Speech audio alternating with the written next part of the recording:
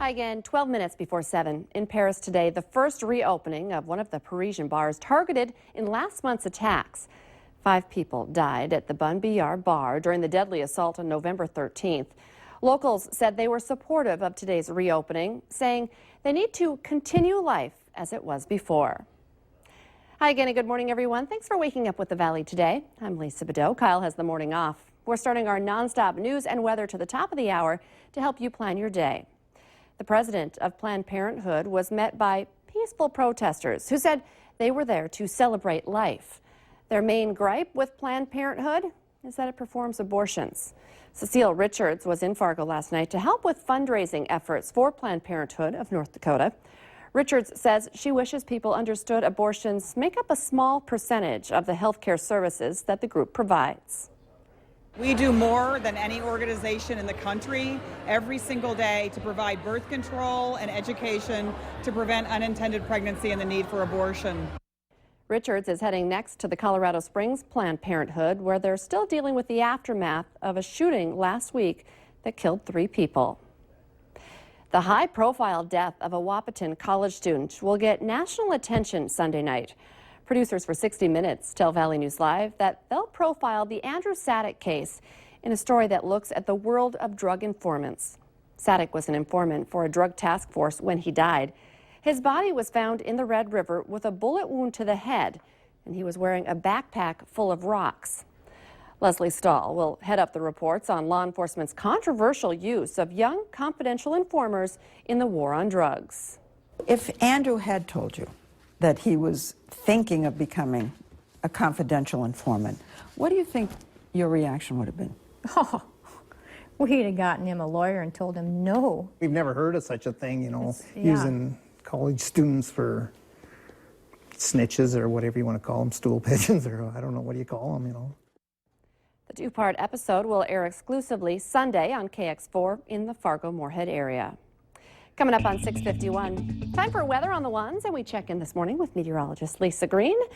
Starting off a pretty nice weekend, it sounds like. Yeah, not bad to start off today. We do have a little wind on the way, but otherwise things are looking pretty good for our forecast. Here's a look at our planner. We've got things looking nice outside on our tower cam, and temperatures are going to be rising throughout the day into the mid-30s in Fargo-Moorhead, and beyond we'll see temperatures a few degrees warmer than we were yesterday. Mostly sunny skies, and that wind, as you can see into the afternoon hours, we're seeing wind speeds that'll be in the 20s steady, and gusting into the 30s to 40 miles per hour later on. So a bit breezy. That'll take away from the milder temperatures. It's going to feel a little colder than it actually is. 20 right now in Fargo, 19 in Grand Forks. A morning to make sure you bundle up. 14 degrees in Oaks right now, and over into Lakes Country, we're at 25 in Detroit Lakes and in Fergus Falls.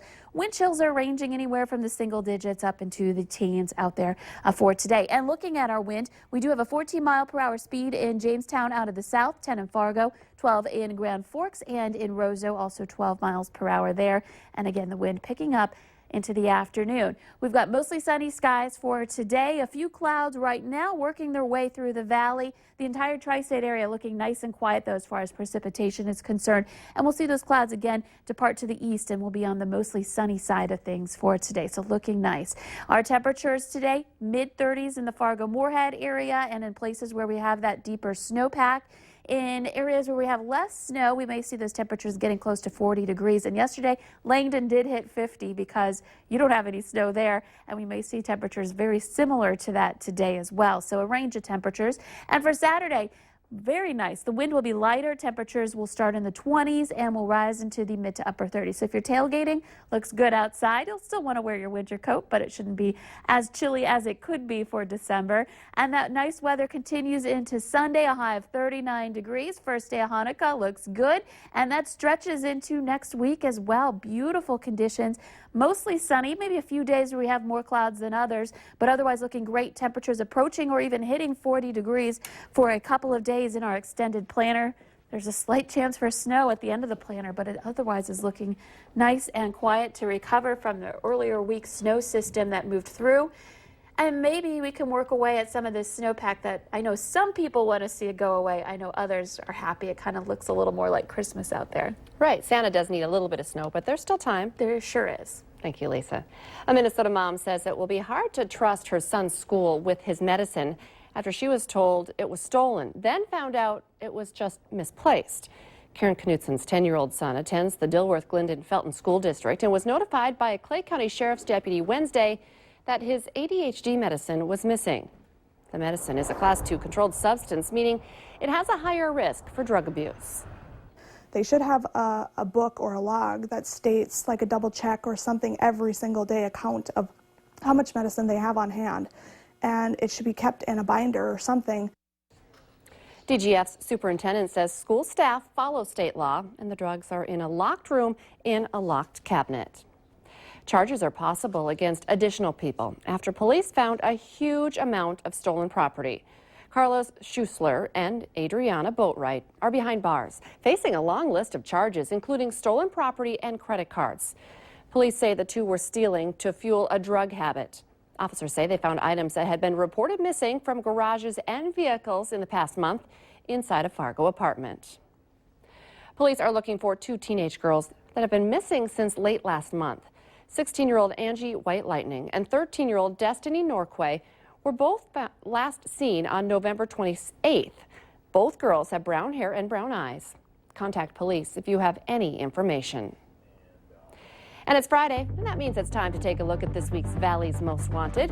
There are two this week. Take a look at their pictures on your TV screen right now. First, police say Elliot Dragoo is wanted for criminal conspiracy. Police are also looking for Walter Waski for criminal conspiracy. Contact your local law enforcement if you have any information on where they are. Recent violence in the U.S. and around the world may be hard for some parents to explain to their children. But you might get some help on the Today Show this morning. Coming up after the Valley Today, experts will be discussing how to approach the subject of guns and violence with different age groups. That's on Today, right after the Valley Today. Minnesota finance officials are projecting a nearly $1.9 billion budget surplus. By law, 1/3 of the excess money is automatically shifted into the state's rainy day reserves. That means about $1.2 billion may be spent if lawmakers can agree on how. The surplus comes from higher tax collections than expected. Governor Mark Dayton also had left $865 million unspent in the last session. The Bison continue their drive for 5 tomorrow at the Fargo Dome. Be sure to join us at 1:30 for the playoff edition of the Farmers Union Insurance Bison Football pregame show. We have a few former Bison players, including Tony Satter, Colton Hegel, and Mike Draganovich. They're going to be talking about the Bison season and preview the game. The game, of course, is at 2:30. It's only going to be on ESPN3.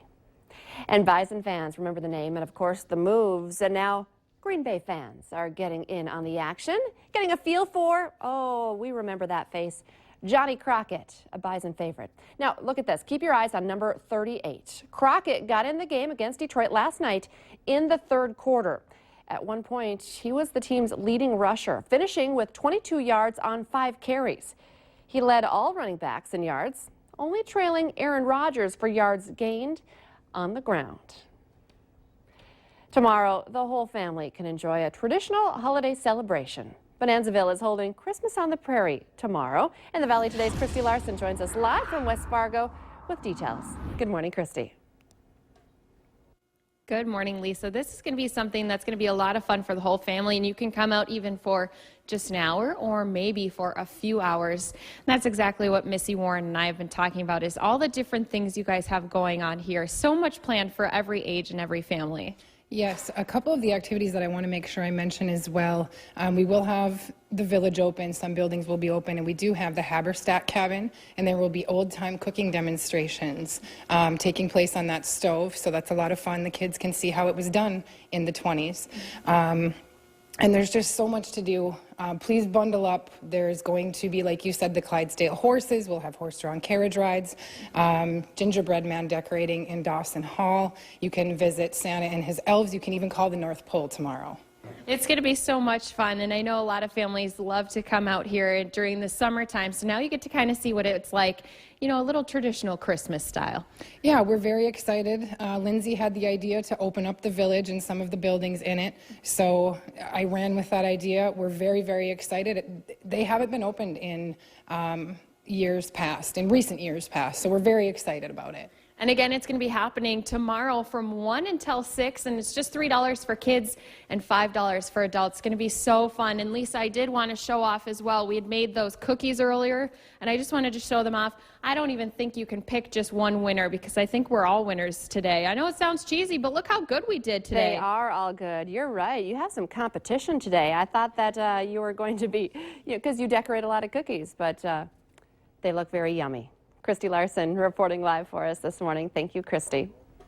A Canadian trick shot artist has captured an amazing, challenging golf shot on video. Got to watch this, guys. Andrew Borys juggled a ball back and forth between two golf clubs before hitting it into a cup on a table. You see that red Solo cup several feet away. This latest trick proved to be one of the most difficult to date. There it goes. It took nearly an hour for him to master. Still not bad. An hour? Okay, let's get our answer now to our question of the morning on Facebook. Today's question, what happens 5,500 times a minute this time of the year? The answer, credit cards are used. That makes sense. You can take part in our question of the morning by heading to our Valley News Live Facebook page. And a lot of people will probably be heading out to shop this weekend. Yeah, it's a good weekend to do your shopping out, head out to shop this weekend because we're going to see some mild conditions today included, temperatures rising into the 30s to near 40. A little breezy, though, later on today. Thanks for waking up with the Valley today. More local news and weather for you right here in just 25 minutes.